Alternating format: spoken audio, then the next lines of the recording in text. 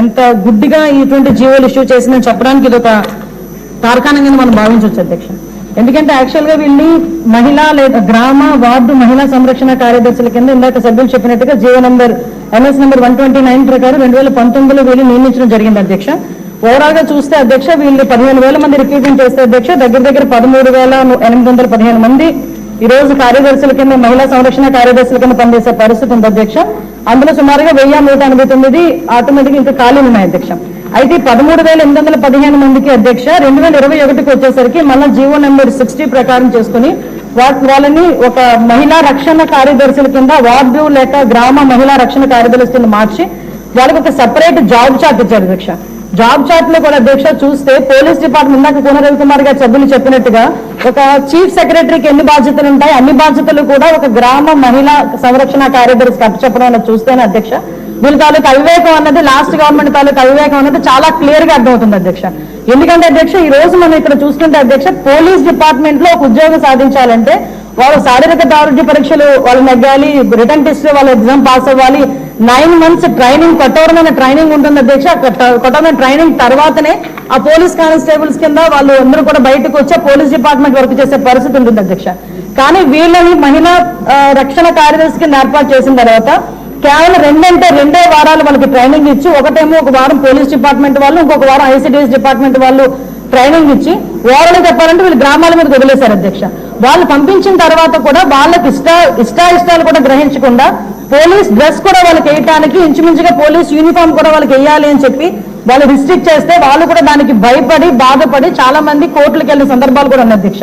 ఈ రోజు కోర్టులో దగ్గర 7 రిట్ పిటిషన్లు మహిళా కార్యదర్శికి సంబంధించి ఆ పోలీస్ డ్రెస్ విషయంలోని కానీ వీళ్ళు జాబ్ చార్ట్ ఒక అవగాహన లేకుండా డబ్బులు ఇచ్చుకుని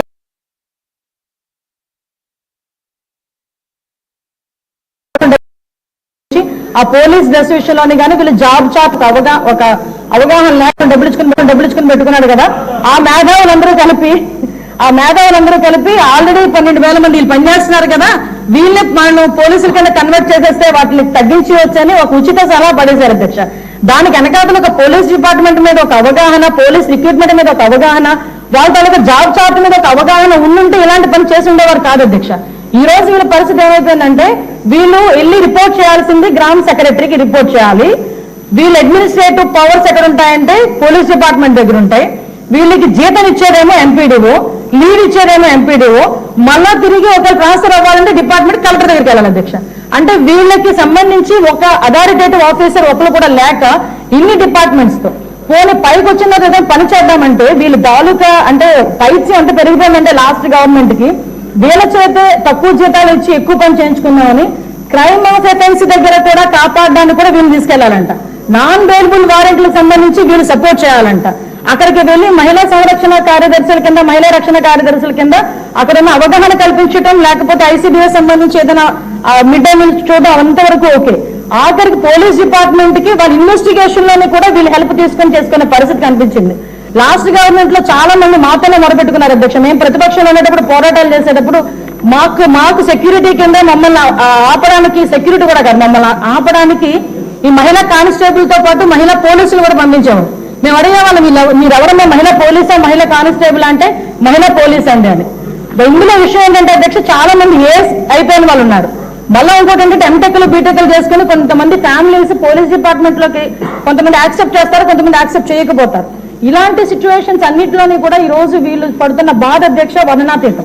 ఇంకొకటి ఇందులో పసుమేర్పు ఏంటంటే ఎన్నో సంవత్సరాల కానిస్టేబుల్ కింద చేస్తే హెడ్ కానిస్టేబుల్ ప్రమోషన్ వస్తుంది. హెడ్ కానిస్టేబుల్ దగ్గర నుంచి ఒక ఏఎస్ఐ ఎస్ఐ సిఏ ర్యాంక్ వరకు వెళ్తారు. వీళ్ళు ఎటువంటి రిక్రూట్మెంట్ లేదు, ఎటువంటి శారీరక దృఢ పరీక్షలు లేవు, ఎటువంటి రిటర్న్ టెస్టులు లేవు, ఎటువంటి ట్రైనింగ్స్ లేవు. వీళ్ళకి కూడా మహిళా పోలీస్ దగ్గర నుంచి అప్ టు ఇన్స్పెక్టర్ వరకు కూడా వీళ్ళకి కూడా ఒక ప్రమోషన్ జాబ్ చార్ట్ ఇచ్చేసి ఒక జీవో కూడా రిలీజ్ చేశారు అధ్యక్ష. అంటే వీళ్ళు ఎంత అంటే అవగాహన లేదు. అప్పుడు మనందరూ అనుకునే వాళ్ళం తొగ్గులకు పరిపాలన దానికి ఇది ప్రత్యేక సాక్ష్యం కింద మనం ఈ మహిళా రక్షణ కార్యదర్శుల గురించి చూడాలంటే ఇది మనం చెప్పుకోవచ్చు అధ్యక్ష. ఇన్ని రకాలుగా వీళ్ళు చేసిన అధ్యక్ష వీళ్ళకి ఏంటంటే అధ్యక్ష ఎస్కార్ట్ డ్యూటీలు, బందోబస్తు డ్యూటీలు వాళ్ళు అక్కడికి వచ్చి ఏడ్చేవారు అధ్యక్ష. ప్రస్తుతం చాలా మంది మేము వచ్చిన తర్వాత కూడా ఇప్పుడు ఈ విషయంలోనే గౌరవ సభ్యులందరూ కూడా చెప్పడం జరిగింది. వీళ్ళు పోలీస్ డిపార్ట్మెంట్ కి సంబంధించిన వాళ్ళ కింద ఉంచాలా లేకపోతే ఐసీడీఎస్ లో మనం పంపించుకోవాలా, వేరే ఎవరికైనా ఏదైనా జాబ్ చార్ట్ ఇచ్చి సపరేట్ గా వీళ్ళు ఏదైనా మనం చేయాలా అనేది ఆలోచన చేసుకోవడానికి ఒక సుదీర్ఘమైన చర్చ అయితే జరగాలి అధ్యక్ష. మేము చర్చిస్తాం అధ్యక్ష. నా అప్పీల్ ఏంటంటే ఇక్కడ గౌరవ సభ్యులందరూ ఉన్నారు, గౌరవ సభ్యులందరూ కూడా ఈ విషయంలోనే మనందరికీ కూడా అవగాహన ఉంది. ఈ గౌరవ సభ్యులందరూ కూడా ఈ విషయంలో, ఈ మహిళా కార్యదర్శుల విషయంలో మనం ఏం చేస్తే వాళ్ళ సేవలు వినియోగించుకునేటట్టుగా ఉంటుందో గౌరవ సభ్యులు ఎవరైనా లిఖితపూర్వకంగా మాకు సూచనలు సలహాలు ఇచ్చినా దాన్ని బేస్ చేసుకొని అదేవిధంగా మనం డిపార్ట్మెంట్ వాళ్ళతో కూడా చర్చించి దీని మీద నిర్ణయం తీసుకొని యాజ్ ఎర్లీ యాజ్ పాసిబుల్ మహిళా కార్యదర్శులకి వాళ్ళకి ఒక మహిళా సంరక్షణ కార్యదర్శులకి ఒక జాబ్ చార్ట్ ఇస్తామని చెప్పి సభ ద్వారా మీ ద్వారా సభకు తెలియజేసుకుంటున్నాను అధ్యక్ష. క్వశ్చన్ నెంబర్ 4 అండి. ఈ క్వశ్చన్ దాసరి సుధ గారు, చంద్రశేఖర్ గారు